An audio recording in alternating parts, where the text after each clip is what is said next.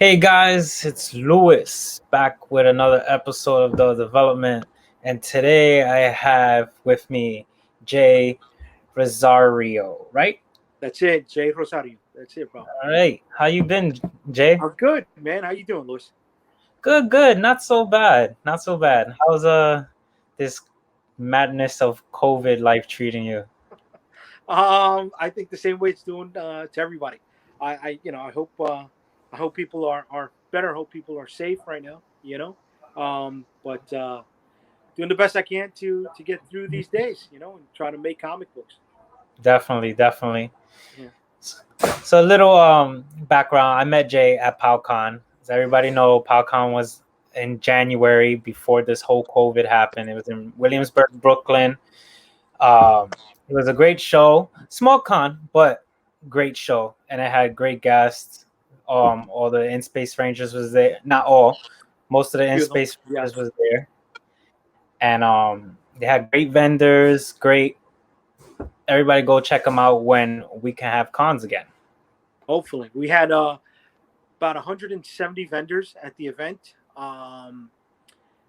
That included, some of the guest celebrities. We had three of the Rangers from space in there, and Yeah. we had the we had a couple of the Pokemon Yes. Yes. voice artists over there. We had a few wrestlers. Yes. We had a good show. We had a nice show. We had 2 days.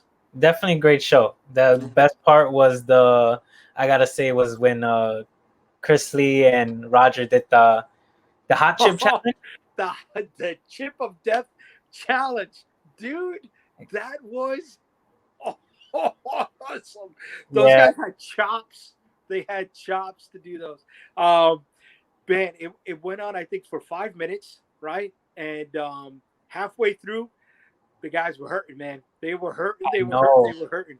I know, After Chris. after they chipped, they needed like at least a half-hour timeout to reset themselves. They were sweating like Patrick Ewing, bro.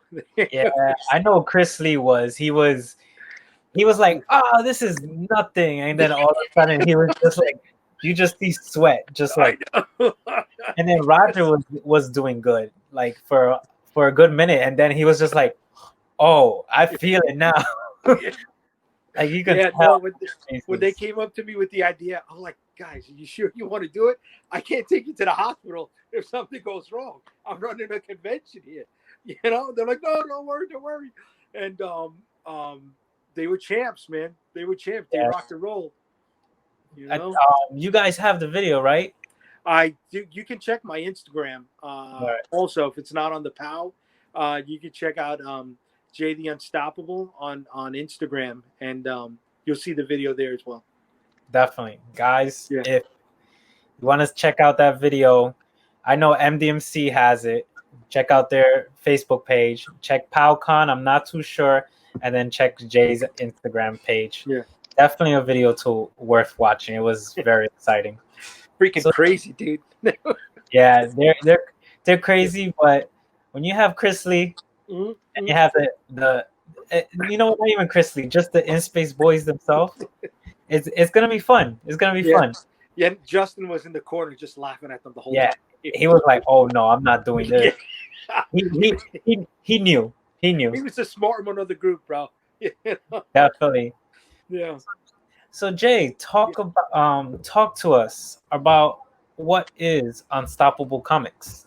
So, Unstoppable Comics is a small publishing house here in Brooklyn, New York, and I started it back in 2008 because I thought I was smart enough to publish comic books. Little did I know, I had a big uphill climb ahead of me, and I've been doing it for 12 years. So we've probably been doing something right. Um, Definitely. and the birth of Unstoppable Comics led to other things like being able to invest and host the convention like PalCon. So, like I said, I had to be doing something right at some point. Definitely. 12 years doing what you love. Yeah. Um, you're definitely doing something right because if you wouldn't be doing this for 12 years. No, bro. You know what I mean? Don't get me wrong. The first shoot, the first 5, 6 years, I didn't know what I was doing. I thought it was. You know what? After 12 years, I still don't know fully what I'm doing. I'm still learning every day. But I wasn't making money in the beginning, and I stuck with it. And I had a great support team going through this. You know, I was in a bad relationship at one point, and that's when Unstoppable kind of started. And my sister, my best friend, they told me, yeah, pick your head up off the pillow, right? Because you're moping after you go through a long-term relationship. I had done some comic books before. I had done some ash cans before, and I went into some early on-demand printing with some shops that aren't around anymore, just so I could get my stuff in full-size format print. Okay. And I went to New York Comic Con. I grabbed one of the small booths that I can afford, and people ended up buying the books. And buying the books meant not just that they liked the stuff. I felt like they were investing in me. They were investing in the product that I was putting out there, and they were taking a chance on me to get better. And from that time, that's what I did. I'm not out here driving fancy cars. I don't own a big house or anything like that. I'm a small publishing house, and all that money's gone to reinvest into making ourselves better, and helping the talent grow. And like the colorist that is with us has been with us since the beginning almost. He's colored 95% of our books pretty much. And Mike is a great dude. And with the money that we've had from people buying our product, has helped to pay him to become a better colorist, to put out a better product. And it shows because we got a lot of repeat customers. We got a lot of people back in our Kickstarters. We were publishing before Kickstarters happened, and since we started Kickstarters, we've had I think about 13 successful Kickstarters, 15 altogether. Nice. And a lot of that comes from people who like our product, who keep coming back. Awesome. That is great. Like 15 Kickstarters. That's a lot, because That's a lot, brother. I don't know much about Kickstarter, but I do know it helps with whatever you're trying to fund. Right. Well, you know what? We try to fund not the entirety of the book. We try to fund just the printing of the book, right? Think of it as maybe pre-order sales for our books, right? I don't like to put up a book on Kickstarter until it's finished. So people are not waiting a long time. Like Kickstarter has at least a 2-week period for you to receive their funds, right? And then I got to wait to take that funds to pay the printer. So hopefully people don't have to wait more than 5 to 6 weeks until they get their book that they've backed on Kickstarter. Some people take longer. It's happened to me. I had a moment where it took about 4 months almost before anybody got their books. So wow. Yeah, that stung, It does happen. There's some errors and printing errors, and a color didn't come out correctly. It happens. I get it. It's like I funded a Kickstarter just because it was Todd McFarlane, and like the figure. And yes, I funded that. I was like, I saw that. I was like, I need this in my life. Yeah. That was probably the only Kickstarter I've ever funded, and I'm excited. I can't wait for it to come. Oh, so you haven't gotten it yet? No, he did mention it. Like you said, sometimes some things take longer than others, right. and you said you do like to have things sort of ready, so then you can get the product out quicker. But he did say that it will take up to shipping won't start till November. Wow. So I got basically 1 more month. October is almost here. Look at that. Yeah. So I'm about to dip my toe into the action figure market as well. I don't know. I think I sent you some pictures of what we were doing. Yes. We got a 7-figure line. We got a couple of variants. We have a build a figure if we hit stretch goals. ready to go if all of that stuff happens. And bro, I am super stressed. Yeah. Talking about your figures, I've saw it. Tell me more about that, because I know these figures are based on the characters in your comics, Right. and they, from the picture you shared with me, and I looked at them, they look great. Like who are you? I know you're gonna be like the one to be like, I want it to look this way, I want it to Right. bend that way. Um, are you also part of the like making of it? The Like, sculptor, no, the sculptor of the books, the sculptor of the figures. He lives out in the Netherlands, okay, and been working with him for a little while. He, prior to doing the figures, he helped us out with making little chibis for us, and okay, we sell chibis also at the conventions. So we took the step up from there. There have been action figures that have been funded already on Kickstarter, like Boss Fight Studios did Vitruvian Hacks. Spiro Toys did Animal Warriors of the Kingdom. Zika Toys did the Sectors, which was a license of a 6-inch figure that came out in the 80s. See, I'm an 80s kid, right? I was born in the 70s. I grew up in the heyday of figures. And G.I. Joes were it for me as a kid. They were small, they were cheap, they fit in your pocket, they were affordable. For $20, I was able to buy 5 in the store if I did good on a test, or grandma came to visit from Puerto Rico. And that always stuck with me, right? That was the germination for how it planted the seeds for my imagination, because we really didn't have the Marvel Legend figures or the Spawn figures that you see today. yeah, So Captain America was Snake Eyes, and Spider-Man was Storm Shadow from G.I. Joe, right? And that's yeah, where the imagination grew. And that was this today. Tomorrow, Snake Eyes could have been somebody else. And from there, my love of figures had always stayed here. And yeah, now that I see these guys being successful on Kickstarter, well, you know what? Let me take a shot. And the money that came from having to pay the sculptor to create these figures was funded by people who support us when we go to conventions, right? When Unstoppable Comics is in Puerto Rico, when Unstoppable Comics is in Chicago, when Unstoppable Comics is nice, in Florida, the people that buy our books, like I said, I take that money and I'm not out there spending it on fancy houses and stuff like that. yeah, I'm reinvesting it, right? And we're trying to, you know, become more than what we are. yeah, definitely, definitely. I definitely can't wait to see these figures, man. You even saying buying 5 figures for $20, you can't even get that right Oh, now. I Like, know, dude. I'm a 90s, I'm a 90s kid, Uh-huh. and like even toys, my time was like getting up there already. Yes. Yeah. But 5 figures for $20, that's a steal. Like, I you can't know, find that dude. anymore. But see, so that was it. I don't know how many people know GI Joe, but I know the first 5 figures. I still remember the first 5 figures of GI Joe that I bought for $20. I'm not going to bore anybody here with who they are, but that's where the love is, right? And the love has Yes. grown to this. Yeah. Yeah. Yeah. So I know you got a couple of comics out. You Yeah. shared some with me. I really Yeah. appreciate it. Oh, thank you. You have like Dragonstorm, you have New York versus the World, Yeah.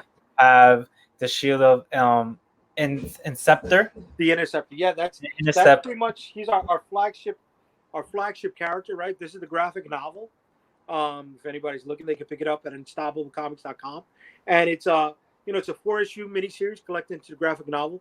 The issue is pretty much out of print, and if you don't want to pick them up on the website, if we ever have conventions again, you see us at a convention, you can pick it up. The book is $20, and that includes the shipping, right? Free shipping, whatever you want to call it. I know people tack on a shipping charge afterwards, but if you're paying $20 at the convention, or you're paying $20 online to buy our stuff, you got it, right? We got. You mentioned Dragonstorm. That's another graphic novel we got. You mentioned New York versus the World, and I'm a That, zombie fan, right? that So that that's feels like us right now. Besides the zombies, you oh, never bro, know. 2020 is the year of you crazy. don't know, man. So right before COVID happened, we had just finished funding New York versus the World #2, right? So I'm shipping out New York versus the World #2, when everybody's in quarantine, and I'm like, oh my god, if this isn't like one of the freakiest omens, Yeah. it just, dude, oh, it lit me up, man. The subtleties were not lost on me, man.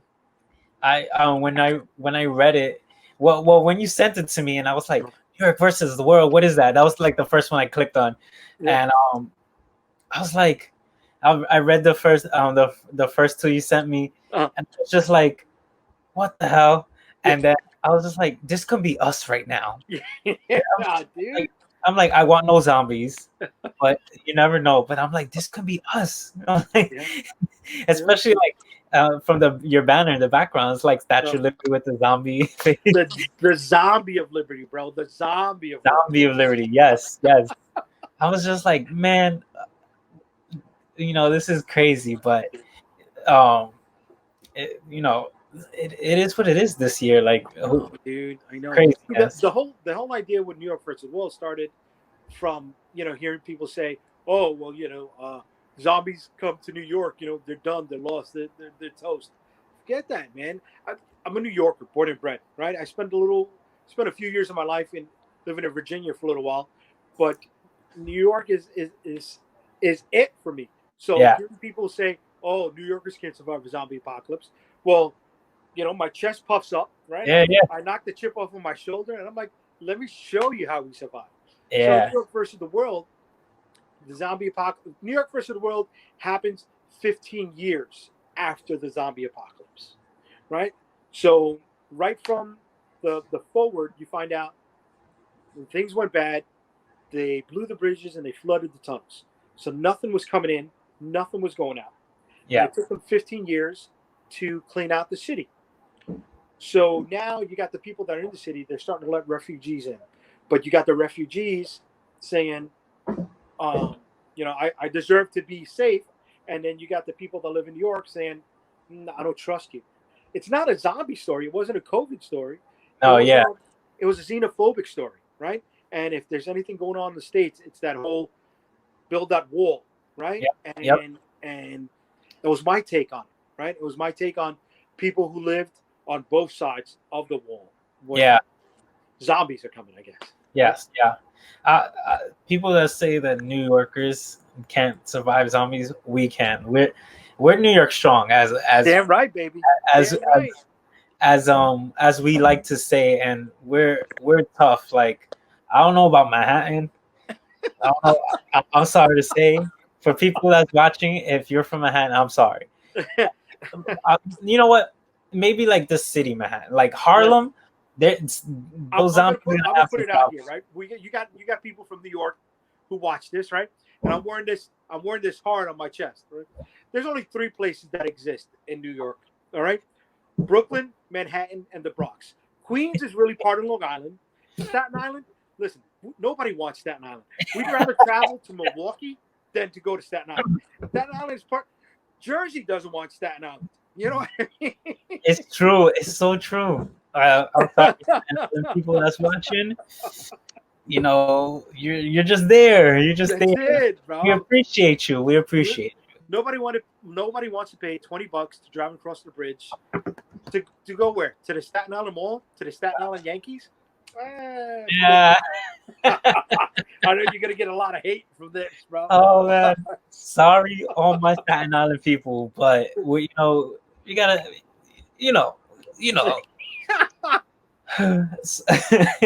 If you're born in Staten Island, you're gonna die in Staten Island. Yeah, I've sadly enough, I've heard a lot of Staten Island people say that.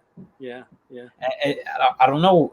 Like I went to Staten Island once because of a work party, but it's like nothing there. Yeah. Sorry to say, like well, dude, I can go to like 5 different malls in New York. I put it in the story. Staten Island, there used to be the dump in Staten Island, right? So all of New York City would dump their garbage in Staten Island. So for the story, I pay homage to that, and all the dead bodies are taken and dumped in Staten Island. Dumped in Staten Island. Sorry, Staten Island. Sorry, Staten Island people. We love you though. We love you. Even Wu-Tang didn't stay in Staten Island. This is true. This is true. So which, since you have a few out, which one was like your very first one that like you started? So I started off with the Storm Chasers. Okay. Storm Chasers is my team of Avengers or Justice League, right? So if you like Yep. that stuff, you like the Storm Chasers. Um, but the idea was prior to this whole diversity plug, right? On the Storm Chasers, it was a super team with a Taino Indian mythology, Aztec mythology, an Australian, a Canadian, a Jamaican, um, someone from Myanmar, and somebody from Brazil. And you think, oh, I'm out here, I'm playing bingo with the different demographics. No, these were all people that were, in my life, right? One of my best friends growing up, his family's from Burma, which is now Myanmar. That's why one of the characters is there. I work with somebody who's from Brazil. My neighbors are Mexican, and it's like my life, the things that influenced me growing up, right? The different people in my world. Well, I'm like, oh, okay. I put them in the story, and I use them as the archetype, the framework on which to build the characters. Yeah, that's great. Luckily, you are in New York. We're super diverse Yeah, bro. Yeah, and a lot of different cultures live in New yeah, York. yeah, And man. I'm glad that like your neighbors or people just from the outside can just inspire you to create your as you said, like your Avengers team. Yeah, yeah. Yeah, That's what I'm not trying to reinvent the wheel at right, all. I'd love right, to write an Avengers story. I'd love to write a Justice League story. But since I'm not, why don't I take those ideas that I have, right, and put my spin on it, my take, right, from my definitely, perspective, with the characters that I built up. definitely. Tell me more about the inspector, Oh, the Interceptor. the interceptor. Yes, Okay. All right. So again, it's one of my loves, right? And I loved Excalibur. I loved Arthurian mythology, right? yes, That's this guy. That's this guy right here. All right. yes, yes. One of the other things I love is Captain America. So I don't know I if had I had that vibe. I saw like the okay. flag, and I was like, "Huh, this gives me Captain America vibes." So growing up in the '80s, um, Captain America written by Mark Greenwald and illustrated by Kerwin Dreyer, Ron Garney.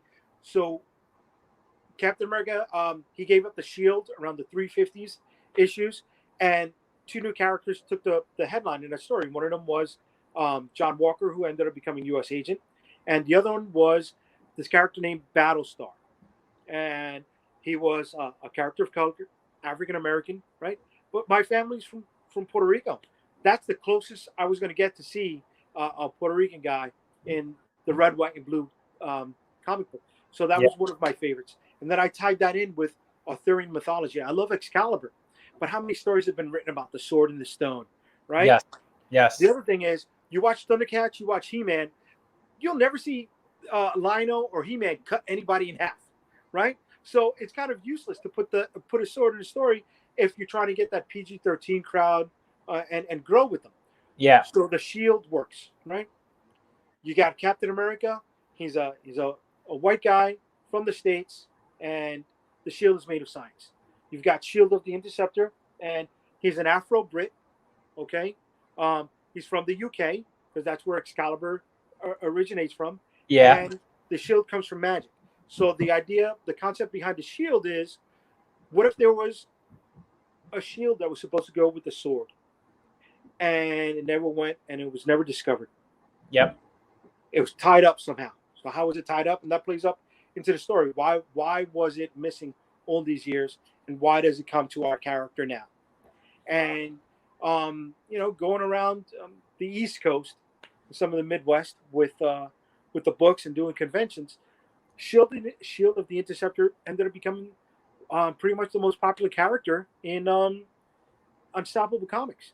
You would Yep. figure, oh, since I'm of Puerto Rican descent, it would be this character Star Striker who comes out of Taino Indian mythology. Yeah. Uh, but I love writing stories for Shield of the Interceptor. The ideas just come so easily, and playing that off of, all right, it's not the sword, it's the shield, and magic, and it's not Excalibur, I don't have to follow those guidelines. I can Right. explore, a totally different, unexplored area. I could build my own backstory behind them. Yeah. All the ones all those comics that you shared with me so far, like they're really great. Like I like the Yeah. ride. So Shield and Interceptor, right? He started off in the Storm Chasers books, Yeah. because the team grew beyond those initial personalities that I spoke about, Right. and somebody came up to me at a convention, and he loved this. He loved the concept, and he wanted to write the first two issues of Shield at the Interceptor. And his name That's was Brandon Easton, and Brandon is grown way beyond me. And I don't know if you saw the new Transformers miniseries that yeah. was on Netflix. Yeah. So Brandon, who wrote these first two issues of Shield of the Interceptor for me, is also one of the writers on the Transformers miniseries that's on Wow. Netflix. So, Wow. we've had a lot of people grow from Unstoppable Comics. Russ Leach, who drew the first two issues of Shield of the Interceptor and some of the Storm Chasers books, he drew the Doctor Who comics for Panini in the UK, and he draws the Ben 10 comic books out there in the UK as well. Wow. That's awesome. Like Yeah, yeah. that So we've that had we've had growth, bro. We've had growth. You know. wow, good for them. Like, yeah, it's yeah, like good for them because like I'm happy. I'm happy that Transformers on Netflix was great. Like I gotta Yeah, say, dude. I love the way it started off. I Just Wheeljack and Bumblebee, the way it started off with the first cartoons. I oh love yeah. it. Oh, I got the Yeah. the old school vibe of that. I know there's a lot of people that didn't like it. Yeah. Honestly, to me, I I grew up with Transformers, and like I had cousins that like showed me the old school The Transformers, not G1 stuff. Yeah. Yeah. and I loved it, and I grew up watching it ever since. Just like Beast Wars and all Right. like So great. Beast Wars was your time, right? You grew up when Beast Wars was coming out. I think so. I Yeah. think so. Yeah. I didn't really get into the Beast Wars stuff. That wasn't my jam, bro. it was great. If one day you check it out, definitely check it out. Yeah. Transformers changed so much. I Like know. I they wasn't a fan of the movies. I didn't like the movies that much because I didn't like the way the robots transformed in there. There was too much Deus Ex Machina. That they could become anything and I was like, But the Bumblebee movie was on point. I really liked that Bumblebee flick. yeah, it's crazy. Yeah. If you wasn't doing comics, where would you be now? Like what would you be doing? I tried my hand at acting for a little while, and had small parts in some minor movies that don't even show up on IMDb. Okay. Uh, I tried my hand at comedy for a little while. That didn't work for me. Entertaining has always been in my heart, and I get to express that through entertaining people with writing comic books. That's awesome. A lot. I know people that's like, I don't know where I'd be if I wasn't doing this. And Yeah, so I'm glad you get. I'm glad that you had like some other things going on before dude. like Yeah, you yeah, really man. set yourself to Bro, what. I'd be happy running a pizzeria in Brooklyn. You know what I mean? It doesn't take much to put a smile on my face. It really doesn't. Definitely, that definitely. Who like inspired you to like before, like you say you did acting, comedy, Yeah. like what inspired you to really be like, you know what, I want to do comics, I want to write, I want to have my own comics. Okay, so when I was in college, Milestone came out, right? And you see Dwayne McDuffie and the rest of the team get together and pretty much tie up their boots, and do things on their own. And I was inspired by that. I was inspired more by their actions than the books that they put out. You know, when it came to comic books, I was a big John Byrne fan. That's what I came up with. That whole Dark Phoenix X-Men era, and then when he went Yes. on to doing West Coast Avengers, and when he did Namor, and then when he did his own stuff with Dark Horse called Next Men. I was all over John Byrne. You know, people. I'm not somebody who follows the pack. So everybody who was chasing the whole image train when I was growing up, I was like, I stayed away from them. I bought the first, issue or two of some of the books, but after that, I really didn't pick up image books until Witchblade stuff started coming out. When it came to writing, I mentioned Mark Greenwald, who was a longtime Captain America writer. Then you have George Perez, Puerto Rican artist who did Avengers, Wonder Woman, Justice League. He's a big DC guy. So those were some of my inspirations when it came out of comic books. Okay. That's great. Like, I started. I'll say this. Like, as a kid, I like drawing a lot, but never pursued it more. Okay. Unfortunately, I feel like if I would have probably pursued that more, I would have gotten into comics. Just because I did grow up with comics. I did grow up with a lot of old school like cartoons, and right now, like all these cartoons now are like not as great. I'm sorry, I was not as great as when I grew up. With you, bro. That whole Steven Universe art style animation. I can't dig it. I'm not into it. I'm not. Yeah. But then I'm biased because I am an '80s kid. So for me, that was just like, you had new products coming out every 6 months. So once your attention started to die out on one product, if you don't like He-Man, you like Brave Star. If you didn't like Brave Star, you like Silverhawks. If you don't like Silverhawks, you liked RoboCop because there was a RoboCop cartoon. Yeah. God. Wow. Throwback sure. Like, whew. Yeah. Wow. RoboCop. Yeah, it was. Oh my God, I can like name so many cartoons of like my time. It's like, dude, yeah. I like honestly, like if I had a kid, I would show them my cartoons. Like, don't watch this cartoons. I'm sorry, everybody. Sorry with people with kids right now, but like, I want them to see our cartoons first because like I feel like those were better. And dude, it goes back even further. Like if you look at the early Johnny Quest, Hanna-Barbera stuff. Yes.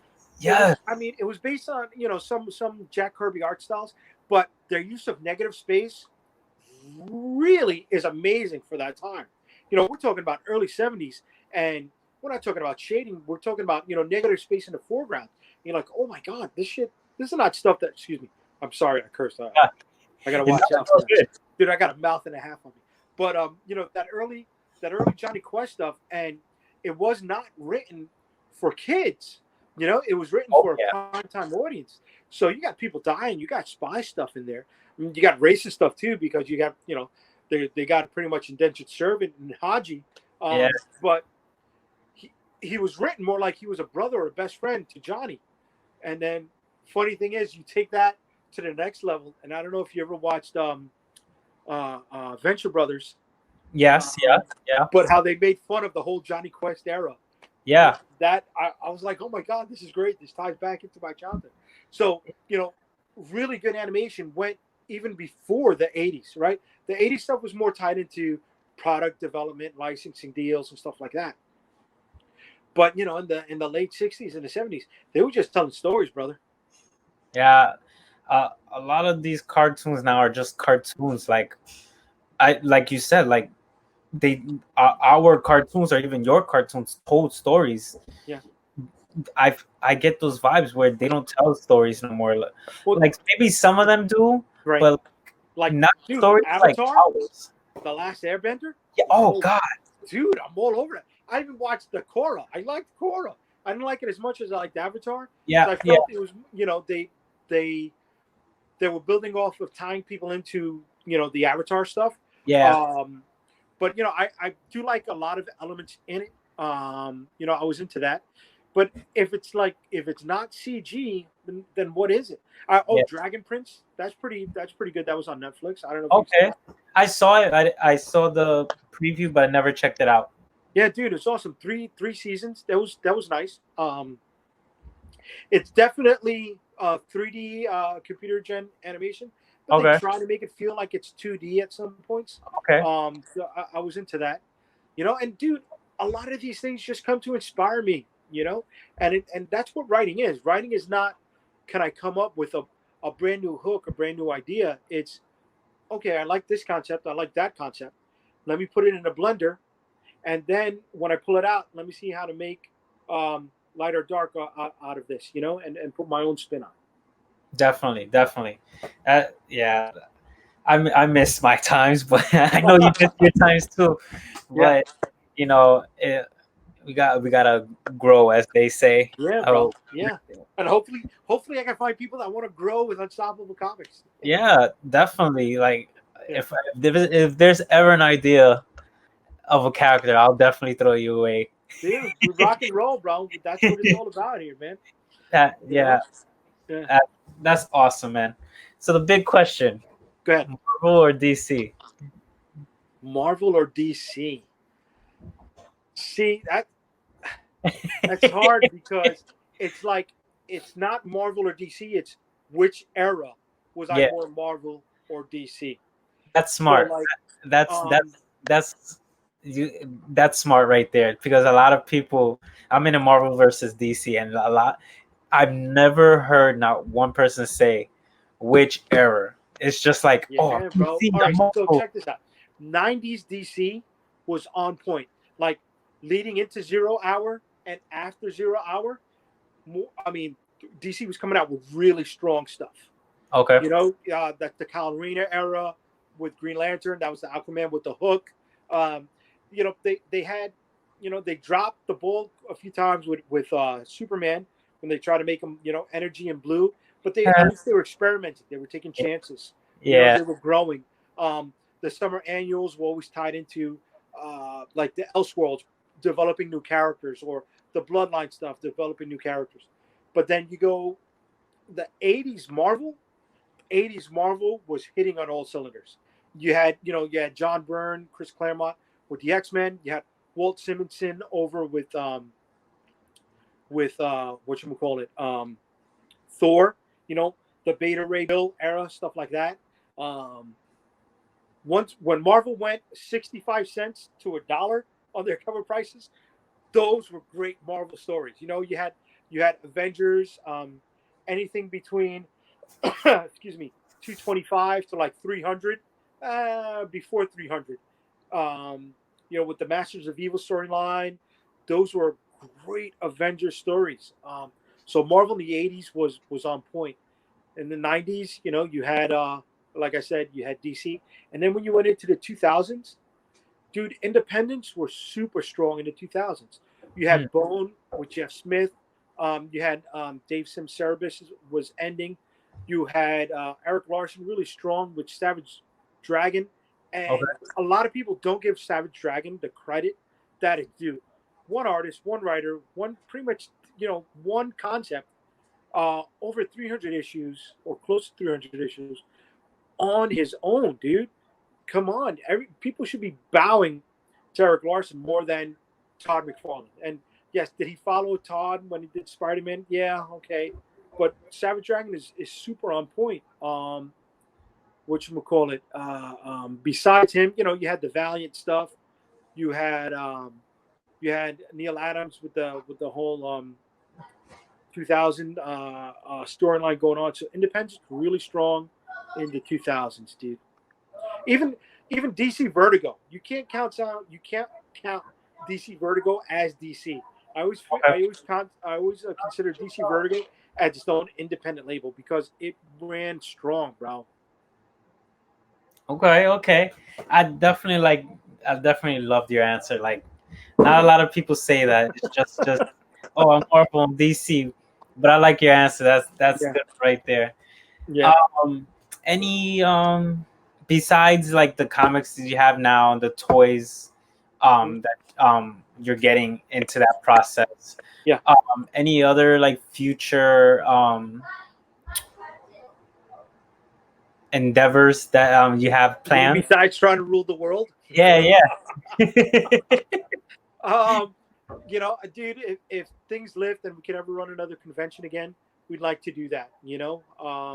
We feel we had a strong convention, and we want to make a stronger mark, do a better show than we did last year. More books coming from us. The Unstoppable Comics website is going to be redone. Definitely more streamlined, easier for people to find things, whether it's our books, our shirts. We do shot glasses, we do pint glasses, dude. You know what I mean? We're not just comic books. We're this whole kit and caboodle. We got a lot more stories coming out. We got a lot more titles getting launched. Not ongoing titles. We do our stuff like miniseries. So Okay. we do a few issues of this. We package together. We turn it into a graphic novel. We put that to bed for a little while, and then we move on. You asked who my influences are. One of my influences was Mike Mignola when it came to Hellboy. Okay. Okay. It's never been straight 1 through 100. It's always been miniseries, go to bed for a little while. Miniseries, go to bed for a little while. 2-issue miniseries, go to bed for a little while. A series of small little stories, package it to a graphic novel, go to bed for a little while. He played it right where he did his stories, he recharged his batteries, and then he put out good product. So the way Mike Mignola handled his business and his creative storytelling, that's definitely one of my idols. Okay. That's awesome. Yeah. I wish you the best. Thank you. Hopefully, the next Kickstarter you do, I'll definitely support it because you gotta support Thank you. friends, Thank you. friends, everything. Like it's always about the little things. It's not about the big things. So Thanks, brother. definitely. Um, Before we end our show, Uh, anything inspirational you want to tell the viewers, or anything like you just want to say? yes. Never say no to yourself.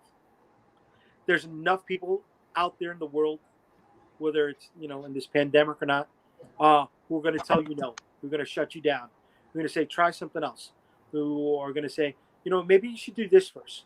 Um, you know, uh, we're all dreamers, right? Don't let go of your dreams, and don't say no to your dreams, Definitely. right? Because there's enough people out there telling you your dreams can't come true. Definitely true. Definitely true. There's a lot of people that will like knock your dreams down and Yeah, brother. not support you. Unfortunately, there's families like that too that be like, Yes. "Why you want to do that? You should be doing something better than Right. that." Right. And And I get it. Some people, they want you to play the safe route. Oh, find a good job first. And once you're settled and you've worked for 25, 30 years, then you could go do that. And it's like, yeah, no, you could do both. You could do both. I'm lucky that I'm with someone who she supports me, but this little side business that I do also supports our life because we vacations around these, so we get to go see other cities. Before we got together, she never went to Chicago, and I do the convention in Chicago. And she's out and she's in the city and she's checking it out. Right at the end of the day, we get back together. The convention's over. She's done exploring whatever she's explored. Right, and we have dinner and we have something to talk about. We're not sitting on our phones like this at the end of the day, and that came from us, but making comic books. yeah, We get to see someplace else, and I'm lucky that I have somebody like that in my life where I can share that with her, and I hope everyone finds a partner in their life that at least likes or sees the love that we have for our passion projects, will definitely, stand by us with that in our future. definitely. I totally agree with you on that. Yeah. Um, that's really great that you have somebody that's really supportive of you. I hope to find out one day myself. I hope so, I don't. man. I hope so. Look, and it doesn't always happen, Yeah, It's everybody true. kisses frogs. I was with someone, bro. Before I started comic books again, I was living in Virginia. I was with someone for X amount of years. We had a house together, and I wasn't happy. I had the white picket fence, and it just I wasn't feeling fulfilled. She wasn't into any of this stuff. Yeah.